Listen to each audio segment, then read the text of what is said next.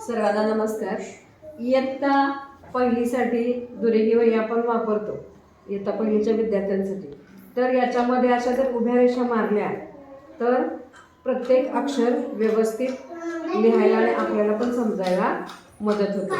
आणि अशी वही असेल तर बरोबर एकाखाली एक अक्षर येतात आणि मुलांना नीट लिहिता सुद्धा येतं.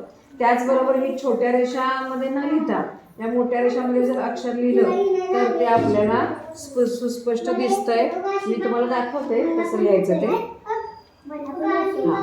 समजा मला इथं स लिहायचं आहे तर हे स 1 2 3 4 आणि 5 या 5 अंकामध्ये स व्यवस्थित तयार होते आणि दिसायला सुद्धा अक्षर मोठं आणि खूप छान दिसतं.